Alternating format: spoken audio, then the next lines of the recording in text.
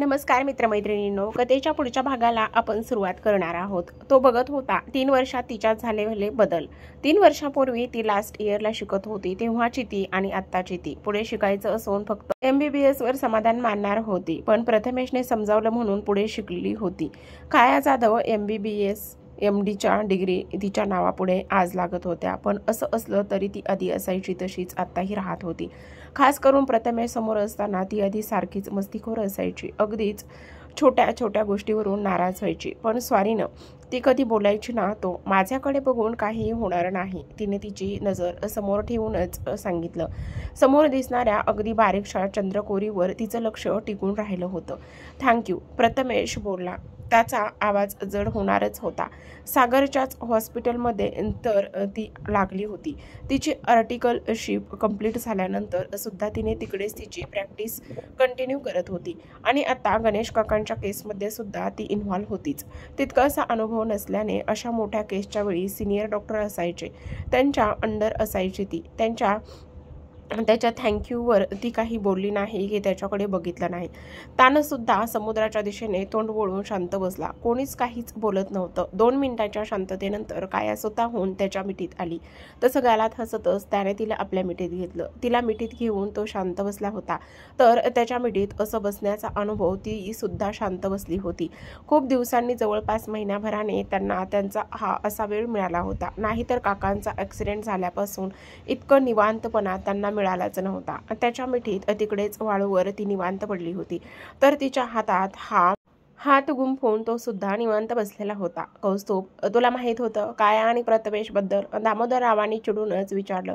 अचानकच आलेल्या या प्रश्नामुळे घरातले सर्वच गोंधळले होते. हो बाबा, कौस्तुभने शांतपणे सांगितलं. असलं तरी त्याच्या मनात भीती दाटून आलेली. कौस्तुभ असं बोलताच त्याच्या वडिलांनी त्याला एक ठेवून दिली होती. तसं तिकडे आलेली पिया उठून नीट बसली. कुणाल टूरवर गेला म्हणून ती सुद्धा इथे आलेली. दामोदररावांच्या वागण्यावर तिला तर काय बोलावं ते कळतच नव्हतं. काया आणि प्रथमेश बद्दल कौस्तुभला जसं माहिती होतं तसं तिला सुद्धा तर माहिती होतंच. आता आपल्याला सुद्धा अशी कानाखाली पडणार का, आणि कायाचं काय होईल, ही सर्व भीती एकाच वेळी तिच्या मनात दाटून आलेली. अहो, काय झालंय? कविताताईंनी घाबरूनच विचारलं. काय झालं म्हणून तू मलाच काय विचारतेस?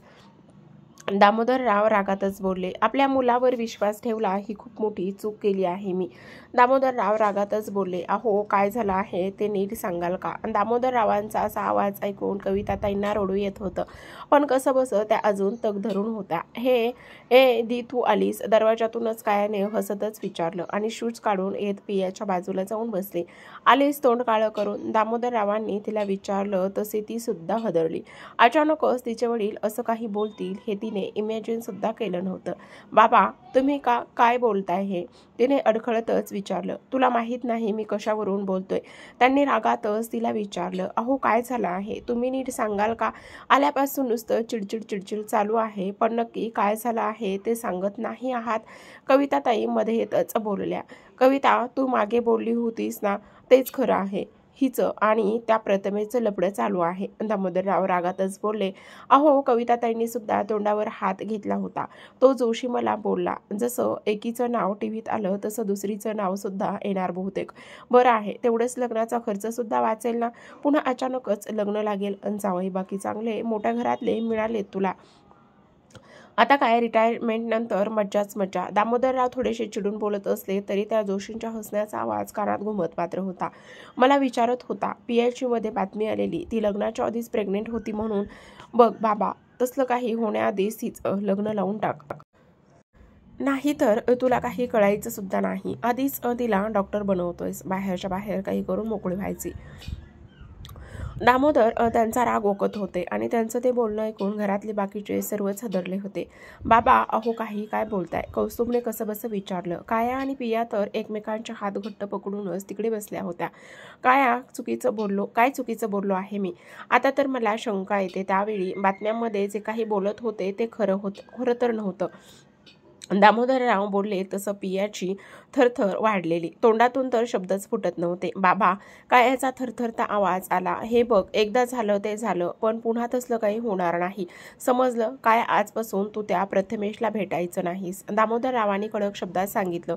बाबा, आपण काया तिचं रडू आवरतच बोलली. कौस्तुभ, ते बोलत आहेत ते अगदीच बरोबर आहे. काया, तू यापुढे पियाच्या घरी जायचं नाहीयेस आणि त्याला भेटायचं सुद्धा नाहीयेस. कविताताई सुद्धा बोलल्या. आई, तू सुद्धा. अगं, ते चांगले आहेत, पियाची काळजी घेतात आणि तसंच कायाला सुद्धा सांभाळतीलच बघ. खुश राहतील ती तिकडे. कौस्तुभ बोलला. अजून लग्नाला 1 वर्ष सुद्धा झालं नाही आणि त्यांच्या हे बघ, पियावर माझा पूर्ण विश्वास आहे. तिचं लग्नाच्या आधी तसलं काहीच नव्हतं. मला माहिती आहे ते लोक पियाला फुलासारखं जपतात, ते सुद्धा मान्य आहे, पण ते कायम तसेच राहतील का? कविताई बोलल्या. तसं दामोदरराव सोडून सर्वच प्रश्नार्थक नजरेने कविताताईंकडे बघत होते. लग्नाच्या आधी ते आपल्यासोबत कसं वागले आहेत हे तुम्ही विसरला असाल. आम्ही विसरलो नाही. पियाला तिकडे राहायचं आहे म्हणून आम्ही तिला काही बोलत नसलो तरी भविष्यात तो कुणाल तिला सोडणार नाही, ही खात्री आहे का? ते मोठे लोक आहेत, त्यात राजकारणी, एक काय 10 वेळा लग्न करतीलच. उद्या जाऊन त्यानं तिला सोडलं तर आपण काय करणार आहोत? तेव्हा सुद्धा आम्ही फक्त कायाला त्रास नको म्हणून लग्नाला तयार झालेलो, पण आता ती चूक नाही करणार. कविताताई रागातच बोलत होत्या. आई, ते माझी खूप काळजी घेतात, मला शिकवतात, माझ्यावर प्रेम करतात. शेवटचं बोलताना पिया थोडी अडखळतच बोलली. प्रेम? ओठांची एक कड उचलून हसतच. तुझं लग्न होण्याआधीच त्यांचं तुझ्या दुसऱ्या मुलीवर प्रेम होतं ना? कविताताईंनी विचारलं. तसं पिया गप्प झाली. कशावरून त्यांचं आताही तिच्यासोबत नातं नसेल? कविताताईंनी विचारलं. नाही आई, त्यांनी मला सांगितलं आहे. पिया बोलतच होती की कविताताईंनी तिला हात दाखवूनच अडवलं. बाईला बघितलं की पुरुषाची नियती बिघडते. त्यात तू सुंदर आहेस, त्याची बायको आहेस, मग आता त्याला तसं तुझ्याबद्दल काही वाटलं नसेल. कशावरून? तुला मिळवण्यासाठी तो तुला खोटं सुद्धा बोलला असेल. शेवटी तुला मिळवण्यासाठी त्याला काहीतरी तर करावंच लागणार होतं ना? कविताताई चिडूनच बोलत होत्या, पण असं दामोदर रावांसमोर आणि कौस्तुभसमोर बोलताना त्यांना थोडंसं विचित्र सुद्धा वाटू लागलेलं होतं. कौस्तुभची मान तर खाली झुकलेली होती. पियाच्या मनात तर उलतापालता झालीच होती. क्षणात त्या दोघांचे सर्व क्षण नजरेसमोर आलेले होते.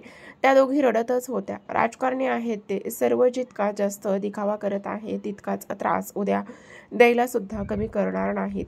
आज तो जितकं प्रेम करतोय, उद्या तितकाच तिरस्कार केला तर तू ते सहन करू शकशील?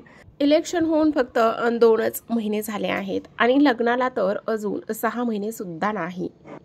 जर त्यानं वर्षभरात सोडून दिलं तर काय करणार आहोत आपण? तुझं लग्न अडवणं आम्हाला शक्य नव्हतं, पण काया, तिला अडवणं तर शक्य आहे ना? काया, याद राख, जर तू पुन्हा त्याला भेटलीस तर. कविताताई रागातच बोलत होत्या. आई, आमचं प्रेम आहे ग एकमेकांवर खूप. काया अगदी काकुळतीला येऊनच बोलली. कुणालचं सुद्धा कुठल्या तरी मुलीवर प्रेम होतं ना? तरीही त्याने अगदी आयत्या वेळी पियासोबत लग्न केलं. तसंच प्रथमेश करणार नाही कशावरून ग? कविताताईंनी विचारलं. दादा, एन्जॉय. सर्वच त्या दोघांना निरोप देत होते आणि त्यातही मस्ती होणार नाही शक्यच नव्हतं. शेवटी मोहित्यांची वानरसेना होती ती. त्या दोघांना असं बाहेर जाताना बघून सर्वच खूप खुश होते. त्यामुळेच चिडवण्याचं प्रमाण थोडंसं जास्तच होतं आणि सोबत तोंडीलीच दिली गेली होती. मेसेजवर अजून पाठवू सांगायला विसरलेले नव्हते. असं नव्हतं की ते काही घेऊ शकले नव्हते, की इथे काही मिळत नव्हतं, पण बाहेर फिरायला जाणाऱ्या भावाकडून मागून घेतलेल्या गिफ्टची मजाच काही और असते, हो की नाही? ज्याची मनसोक्त मजा ते सर्व घेत होते. वानरसेना तर वानरसेनाच, पण आजीसुद्धा आज गिफ्ट मागायला पुढे आलेल्या आणि त्यांची डिमांड ऐकून एकमताने आम्हाला तेच पाहिजे हे फायनल झालेलं. जाता येताना दोघेच आलात तर घरात घेणार नाही. मला नातू हवा आहे, समजलं? आजीने डोक्यावरचा पदर ठीक करतच सांगितलं. तसं सर्वांनी त्यांच्या गिफ्टची लिस्ट मागे घेतली आणि आजींनी मागितलं तेच आम्हाला पाहिजे हे सांगितलं. कुणाल आणि पिया त्यावर काय बोलणार होते? फक्त मान हलवतच तिकडून निघाले होते. जाता जाता पियाने स्नेहा आणि काकाकाकींना खूप साऱ्या सूचना दिलेल्या होत्या आणि त्यांची काळजी घ्यायला बाकीच्यांना सांगायला विसरली नव्हती. तिच्या अशा वागण्यावर सर्वच तिला हसत होते आणि त्यासाठी वेगळे चिडवत सुद्धा होते. मस्ती करतच ते दोघे घरातून बाहेर पडले होते. कुणाल, तुम्ही काळजीत दिसताय, असं गडबडीत आपण नक्की बाहेर बाहेर जायचं आहे, काहीसं काळजीनेच पियाने विचारलं. आत चालू असलेल्या मस्तीत त्याने कोणाला काहीच टोकलं नव्हतं. शांतच होता तो. मला एक ब्रेकची गरज आहे, खूप थकलो आहे मी. त्याने डोकं मागं टेकवलं. तसं तिनेही त्याला डिस्टर्ब नको म्हणून खिडकीच्या बाहेर मान फिरवली. पियाची मान वळवताच कुणालने डोळे बंद करून घेतले आणि त्या क्षणी त्याच्या डोळ्यातून एक थेंब बाहेर आलाच. त्याला आठवत होतं आजीचं बोलणं, काही वेळापूर्वी झालेलं. सोबतच आठवत होते ते काही क्षण जे आज पुन्हा त्याला खूप जास्त दुखावून आणि सुखावून सुद्धा गेले होते. वर्षभरात त्याने तुला सोडून दिलं तर आपण काय करणार आहोत? कविताताई इकडे पियाला बोलत होत्या. ते ऐकून तिची थरथर वाढत होती. तिकडे सुन्न होऊन ती कितीतरी वेळ बसलेली होती. त्यावर काय तिला कळत नव्हतं. ती कल्पना सुद्धा तिला या क्षणाला करवत नव्हती. इतकं प्रेम करणारा खोटा दिखावा करतोय हा फक्त विचारच करूनच तिला मनात धडकी भरलेली होती. पुढे घरात झालेलं बोलणं तिला ऐकूच गेलं नव्हतं. कायाची सुद्धा काही वेगळी अवस्था नव्हती. तिच्या पुढे सुद्धा तर एक मोठा प्रश्न ठेवलाच होता की कुणालचं लग्न आधी तो दुसऱ्या मुलीवर प्रेम होतं, तरी त्याने लग्न केलंच. आता तो पियावर इतकं प्रेम करतोय तर प्रथमेशला तुला विसरायला किती वेळ लागेल? दोघीही त्यांच्या विचारात इतक्या हरवल्या होत्या की पुढे काहीच वाद त्यांनी घातला नव्हता. कौस्तुभ सुद्धा निशब्द झालेला. त्यांचा तो वाद त्या दिवशी तिकडे संपला असला तरी एक खूप मोठं वादळ त्या दोघींच्या मनात उठलं होतं, ज्याची कल्पना कुणाल आणि प्रथमेशला नव्हती. त्या दोघी काही न बोलता काही न खाता पिता तशाच झोपलेल्या. कविताताई आणि दामोदररावांनी सुद्धा त्यांना उठवलं नव्हतं. त्या उलट कौस्तुभला सांगून दोघींचे फोन बंद करायला लावला होता. किंचित रागानेच त्याने ते केलं होतं, पण मनातच पुढे काय होईल याचा विचार करत होता. त्या दोघी तर सुन्न होऊनच झोपून गेल्या होत्या, पण त्यांच्याशी बोलायला इथे कुणाल आणि प्रथमेश नुसते बेचैन होत होते. पिया, काया आणि नंतर कौस्तुभ असे तिघांना फोन लावून झालेले ते दोघांचे. त्या दोघींचे फोन बंद लागत होते तर तो फोन उचलत नव्हता. प्रथमेशने इथे असून सुद्धा त्यांचं बोलणं कायासोबत होत नव्हतं, तर पिया ऑफिसमध्ये जेवढं तेवढं उत्तर देऊन प्रथमेशला सुद्धा टाळत होती. यातच 2-3 दिवस गेलेले. आठवड्यासाठी बाहेर गेलेला कुणाल 3 दिवसातच परत आलेला. भयानक रागवला होता तो पियावर.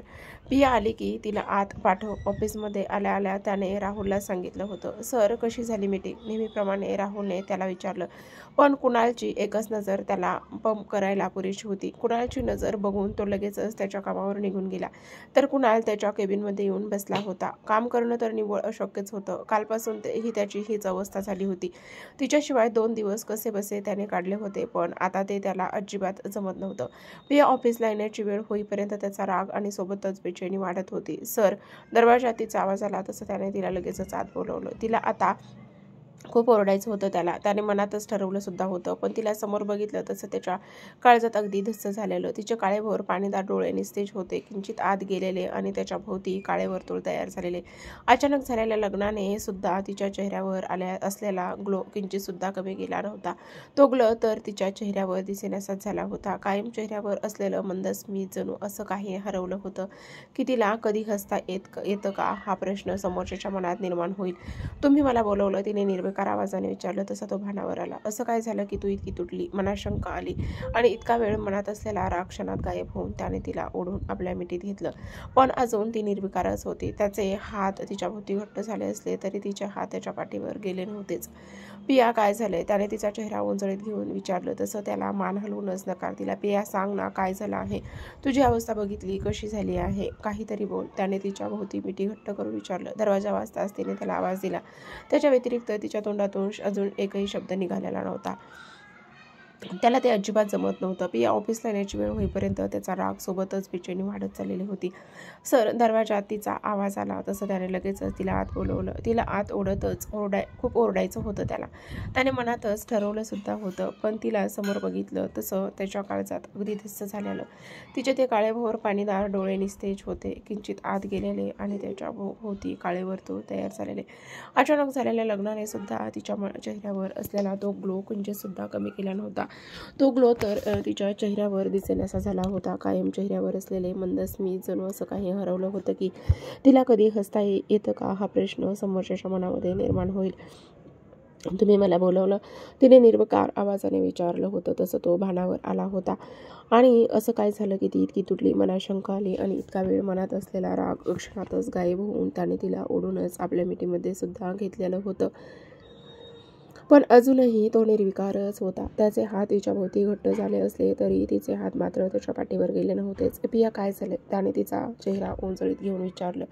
तसं तिने त्याला मान हलवूनच नकार सुद्धा दिला. पिया सांग ना, काय झालं आहे? तुझी अवस्था बघितलीस कशी झाली आहे? काहीतरी बोल. पण त्याने तिच्या भोवती मिठी घट्ट करून विचारलं. दरवाजा वाजवताना तिने त्याला आवाज दिला. त्या व्यतिरिक्त तिच्या तोंडातून अजून एकही शब्द निघाला नव्हता.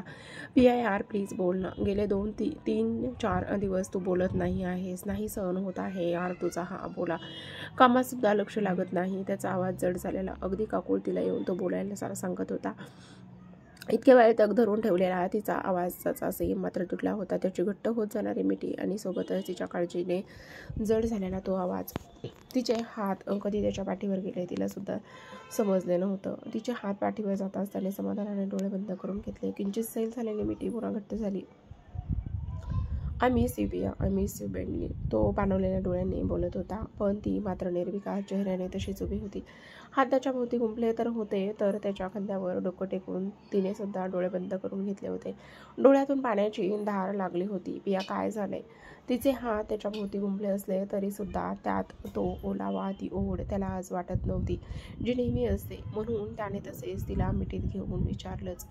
तिने तसेच त्याच्या खांद्यावर मान ठेवून फक्त नकारार्थी मान हलवली होती. 3-4 दिवस झाले माझा फोन का उचलत नव्हतीस? त्याने पुन्हा मिठी घट्ट करतच विचारलं.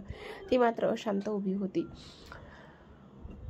आहे त्याने किंचित लांब करत तिला विचारलं. आत्ताच तर तिची बडबड त्याच्या समोर सुरू झालेली आणि आता पुन्हा अशी शांतता. त्याला ही शांतता खूप भयावह वाटत होती. म्हणून त्याने तिचा चेहरा ओंजळीत पकडून विचारलं. तुम्ही मला कधी सोडून नाही ना जाणार? तिने काहीसं रडतच त्याला विचारलं आणि त्याचे हात बाजूला करून त्याला मिठी मारत रडू लागली होती. तिच्या अशा बोलण्याने त्याच्या मनात अगदी वादळ उठलं होतं. तिच्याकडून या प्रश्नांची अपेक्षा या क्षणाला तरी तो करू शकतच नव्हता. तिच्या पाठीवरून हात फिरवून तिला तो शांत करण्याचं भान सुद्धा त्याला राहिलेलं नव्हतं. काय झालं आहे? त्याने तिला आपल्यासमोर नीट उभं करूनच विचारलं होतं. आवाजात मात्र काळजी तर स्पष्टपणे दिसत होती. तिच्या अशा प्रश्नामुळे आवाजात आलेली किंचित नाराजी तिला स्पष्ट जाणवू लागली होती. तिने काही नाही म्हणतच नकारार्थी मान हलवली. पण त्याचं समाधान आज होणार नव्हतंच. पिया काय झालं आहे ते सर्व नीट सांग. किंचित जरबयुक्त आवाजात तो स्पष्ट बोलला. तसं तिला अजूनच रडू आलेलं होतं. तिने रडतच पुन्हा त्याला मिठी मारली. पण त्याने ती मिठी सोडवतच तिला आपल्यासमोर उभं केलं आणि पुन्हा विचारू लागला. काय मला सर्व ऐकायचं आहे? नाहीतर मी त्याची माहिती कुठूनही काढू शकतो. त्याने पुन्हा जरबयुक्त आवाजात सांगितलं. तसं तिने डोळे बंद केले. तो जे बोलला ते तो सहज करू शकतो माहिती होतं तिला. त्यामुळे तिने सुद्धा त्याला डिटेलमध्ये न सांगताच जे काही आहे ते थोडक्यातच सांगितलं. आणि तुम्ही नाही ना जाणार मला सोडून? तुम्ही नाही ना जाणार मीनाक्षीकडे? तिने रडतच विचारलं. पण तिचे ते प्रश्न ऐकून तिच्या खांद्यावर असलेले त्याचे हात मात्र घट्ट झाले होते. कपाळावर आठ्या पडल्या होत्या आणि काळजात दुःख होतं. त्याने मीनाक्षीला सोडलं होतं ते म्हणजे फक्त आणि फक्त पियामुळे. प्रत्यक्ष काहीही असो कसंही असो पिया त्याच्या अप्रत्यक्ष काहीही असो कसंही असो पिया त्याच्या आयुष्यात आलेली ती फक्त मीनाक्षी आणि नयनमुळेच.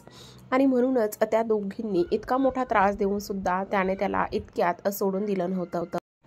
नाहीतर कुणाल मोहितेंचा त्रास देणाऱ्याला तो कधीच सोडत नव्हता. त्याचे कॉम्पिटिटर्स असले तरी उघड दुश्मन कोणीही नव्हतं. कारण कुणाल मोहितेंसोबत दुश्मनी घेतली की अगदी सहजच त्या व्यक्तीचं आयुष्य कमी होत होतं.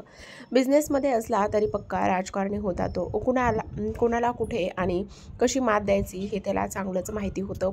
पण आज आपल्या प्रेमाकडून आलेल्या या प्रश्नाला सामोरं कसं जावं हे मात्र त्याला कधीच कळत नव्हतं. जिथे मेंदूची क्षमता संपते तिकडेच तर हृदयाची सीमा सुरू होते. भावनांच्या पुढे विचार कधी श्रेष्ठ ठरत नाहीत आणि जे लोक जबरदस्ती आपल्या विचारांना श्रेष्ठ ठरवतात ते जिंकून सुद्धा हरलेलेच असतात. कुणालने तिला आपल्या मिठीतून लांब केले. त्याच्या नजरेत वेदना होती. ती सुद्धा त्याच्याकडे पाणवलेल्या नजरेने बघत होती. त्याने आपल्याला मिठीत घेऊनच समजावावं असं वाटत असताना त्याने मात्र तिला लांब केलेलं. नजरेनेच ती त्याला मिठीत घ्यायला सांगत होती. पण तो मात्र तसाच तिला बघत तिच्या नजरेत काहीतरी शोधत होता. कदाचित तिच्या नजरेत तो त्याच्यासाठी असलेला विश्वास विश्वास शोधत होता. माझं तुझ्यावर असलेलं प्रेम मला कोणालाही पटवू देण्याची गरज नाही, अगदी तुला सुद्धा नाही. माझं तुझ्यावर असलेलं प्रेम कायम तसंच राहणार आहे. तू काही बोललीस तरीही, पण ते तुला पटवून देऊन मी त्याचा अपमान नाही करणार. तुला माहिती आहे मी कशा फॅमिलीला बिलॉंग करतो आणि तुला ते सुद्धा माहिती आहे आम्हा भावांमधलं बॉन्डिंग काय आहे आणि त्याचा बेस काय आहे ते सुद्धा तुला माहिती आहे. विश्वास, आम्ही एकमेकावर पूर्ण विश्वास ठेवतो आणि म्हणूनच आम्ही इतके जण एकत्र घरात सहज राहू शकतो. पण तिथे विश्वासच नाही, जिथे मनात शंका आहे तिकडे गोडवा कधीच येत नाही, आपुलकी कधीच येत नाही. ती फक्त त्याच्याकडे पाणवलेल्या डोळ्यांनी बघत होती, तर त्याची नजर क्षणोक्षणी निर्विकार होत जात होती. मी तुला काही सांगणार नाही की काही पटवून देणार नाही. तुला माझ्यावर विश्वास ठेवायचा आहे की नाही तो निर्णय तुझा आहे. माझ्यासोबत राहायचा आहे की नाही तो निर्णय तुझा आहे. पुन्हा घरी जायचं आहे का, यायचं आहे का, पुन्हा आपण एकत्र आपल्या रूममध्ये राहायचं आहे का, सर्व निर्णय तूच घेणार आहेस. मी ना तुला तुझा निर्णय विचारणार आहे आणि नाही तुला कशासाठी कन्व्हिन्स करणार आहे. पण जर तू आज पुढे जातेस तर पूर्ण विश्वासाने, मनात कसली शंका न ठेवता, तुला वेळ हवा असेल तर तो घेऊ शकतेस. मी काही बोलणार नाही. तो एक एक पाऊल तिच्यापासून लांब लांब जात होता आणि त्याच्या अशा लांब जाण्याने ती अजूनच तुटत होती. त्याने जवळ घेऊन समजावं, खूप वेळा तिच्यावर प्रेम आहे हे बोलावं असं वाटत असताना त्याने सर्व निर्णय तिच्यावर सोडून तो मागे मागे जात होता आणि ती तिकडे स्तब्ध होऊन त्याच्याकडे बघत होती. तू जाऊ शकतेस, कामाच्या बाबतीत हलगर्जीपणा मला कधीही चालणार नाही, त्याने निर्विकार चेहऱ्याने सांगितलं होतं आणि तिच्याकडे पाठ केली. इकडे काय आणि प्रतिमेच्या नात्याबद्दल बोलत असशील तर इथे सुद्धा तेच सांगेन. जर ज्याच्यावर विश्वास असेल तर आज आत्ता या क्षणाला मी त्या दोघांचं लग्न लावायला तयार आहे. जसं तू आत्ता शिकत आहेस तसं ती सुद्धा तिच्या लग्नानंतर शिकेल. बाकी तुला माहिती आहे मी घेतलेल्या निर्णयाच्या पुढे प्रथमेश किंवा घरचे कोणीही जाणार नाही. ती अजूनही त्याच्या पाठमोऱ्या आकृतीकडे पाणवलेल्या डोळ्याने बघतच होती. तिला रागसुद्धा येत होता. असं कसं हे आपल्याला जाऊन देऊ शकतात, आपल्याला जा म्हणून सांगू शकतात, हे का इतका सुद्धा हक्क नाही त्यांचा आपल्यावर, आणि त्यांनी जा म्हटलं म्हणून मी जायचं आहे का. त्याच्या पाठमोऱ्या आकृतीकडे बघत तिच्या मनात विचार चालू होते. त्याचा राग तर येत होता, तर आता डोळ्यात वाहणारं पाणी बाष्प बनून उडून जात होतं. मोहिते आणि मोहितेंचे गुण नसताना सुद्धा भिनले होते त्याचाच परिणाम हा होता की तिला तिच्याच घरातून, त्याच्या नवऱ्याच्या आयुष्यातून निघून जा सांगण्याचा हक्क कोणालाच नव्हता, अगदी तिच्या नवऱ्याला सुद्धा नाहीच. तो अजूनही तिच्याकडे पाठ करून अस्वस्थपणे केसातून हात फिरवत होता. गेले 2-3 दिवस त्याला नीट झोप सुद्धा लागली नव्हती, म्हणून तर सर्व काम सोडून तिला भेटायला आला होता. डोळे किंचित लाल झाले होते. तिने जर त्याच्या डोळ्यात नीट पाहिलं असतं तर तिला ते जाणवलं असतं पण तिचं लक्ष होतंच कुठे. आज तिच्या अबोल्याचं कारण समजलं होतं तेव्हा तो सुद्धा दुखावला गेला होता. स्पष्टीकरण चुकीवर दिलं जातं आणि किंवा अनोळखी लोकांना दिलं जातं या मताचा तो होता, पण प्रेमासाठी आणि तेही त्याच्याच माणसासमोर स्पष्टीकरण देणं त्याला पटत नव्हतं आणि तो देणार सुद्धा नव्हता. पण ती जर खरंच गेली तसं फक्त कल्पना करूनच त्याला जास्त अस्वस्थ वाटू लागलं होतं. तिच्या नजरेत दिसत असलेलं प्रेम त्याच्या मनाला टोचत होतं. कुणाल, तिने रागातच त्याला आवाज दिला आणि तसे पाय आपटत ती तिच्या दिशेने आली. नेहमी सर म्हणून अगदी प्रेमाने हाक मारणारी ती आणि आज कुणाल म्हणून त्याच्यावर ओरडणारी ती एका क्षणासाठी त्याला वेगळ्याच भासल्या होत्या. तिचा आवाज ऐकून तो मागे वळला. त्या एका क्षणात ती त्याच्यापर्यंत पोहोचली सुद्धा होती. मगाशी नजरेत असलेले प्रश्न गायब झाले होते. आता होता तो फक्त आणि फक्त राग. तुम्ही मला जायला सांगणार, तुम्ही मला तुमच्या आयुष्यात राहायचं की नाही ते सांगणार. तिने त्याची कॉलर पकडून त्याला विचारलं. तिच्या अशा वागण्याने तो शॉक झाला होता. डोळे मोठे झाले होते. सांगा ना, तुम्ही मला सांगणार आहात का तुमच्यासोबत मी राहायचं आहे की नाही ते, तुम्ही माझ्यापासून लांब जाणार आहात. तिने हातात असलेली त्याची कॉलरची पकड अजूनच घट्ट केली होती. तो अजूनही डोळे मोठे करून तिच्याकडे पाहत होता. सांगा ना, आता का गप्प बसलात? आपल्या रूममध्ये मी राहायचं आहे की नाही याचा विचार करायला तुम्ही लावणार आहात का मला, तिने पुन्हा विचारलं. काही क्षण तिच्या अशा अवतारात हरवलेला तो कुठे भानावर आला होता तेव्हा पिया मोहिते ऑन फायर, ओठांची एक कण हलकीच उंचावत तो रिलॅक्स उभा होता. तिच्या कमरेभोवती हात गुंफवून त्याने आपल्या मिठीत घेतलं, पण तिला त्याचं भान होतच कुठे. सांगा ना, आता का गप्प बसलात? अजून काय बोलत होतात? ती बोलतच होती की त्याने तिला जवळ ओढून आपल्या ओठांनी तिच्या बडबड करणाऱ्या ओठांना गप्प केले होते. पिया जाधव माझं ऐकून घेईल, पण पिया मोहिते समोर बोलायची हिंमत माझी सुद्धा नव्हती. तो मिश्किल हसत बोलला. ती मात्र नजरेने अजूनही रागवतच होती त्याच्यावर. माझं बोलणं झाल्यावर तुम्ही मला मनवायला पाहिजे होतं. ती किती निरर्थक बोलते ते सांगायला पाहिजे होतं, मला समजवायला पाहिजे होतं. ती पुन्हा रागात बोलली. त्याला आता तिच्या कुठल्याच बोलण्याचा फरक पडत नव्हता. काही क्षणापूर्वी दिसणारा अविश्वास आता नाहीसा झाला होता. इतके दिवस ती त्याच्यावर फक्त प्रेम करत होती, पण आज ती त्याच्यावर हक्क गाजवत होती. त्याला तिचं हे वागणं आवडत होतं. आता का बोलती बंद झाली? तिने पुन्हा त्याला चिडून विचारलं. मला माहिती नव्हतं इतक्या लगेचच माझा रंग तुझ्यावर चढेल, इतक्या लवकर मोहिते इफेक्ट तुझ्यावर होईल हे माहीत नव्हतं. तिच्या गालावर गाल घासतच तो बोलला. अगदी मिश्किल आवाजातच तो बोलला. तसं ती शहारली. त्याच्या फक्त या वाक्याने, त्याच्या अशा वागण्याने आणि बोलण्यानेच तिचा राग कुठच्या कुठे पळाला सुद्धा होता. चेहऱ्यावर एक स्मित आलं, सोबत त्याच्या भोवतीची मिठीसुद्धा घट्ट झालेली. आताही ते आठवून त्याच्या चेहऱ्यावर एक स्माईल आली. ते क्षण तो कधीच विसरणार नव्हता. तीच त्याच्यावर असलेलं प्रेम, विश्वास दाखवणाऱ्या काही क्षणापेक्षाही तो एक क्षण होता. ते क्षण आठवून आलेलं हसू काही क्षण चेहऱ्यावर रेंगाळलं होतं, पण लगेचच काहीसे काळजीचे भाव त्याच्या चेहऱ्यावर आले होते. पण पुढच्या काहीच क्षणात ते सुद्धा नाहीसे झालेले. डोळे बंद करूनच त्याच्याजवळ आलेल्या पियाभोवती हात ठेवून तिला आपल्या मिठीत घेतलं. तसं तिने समाधानाने त्याच्या खांद्यावर डोकं ठेवतच डोळे सुद्धा बंद केले होते.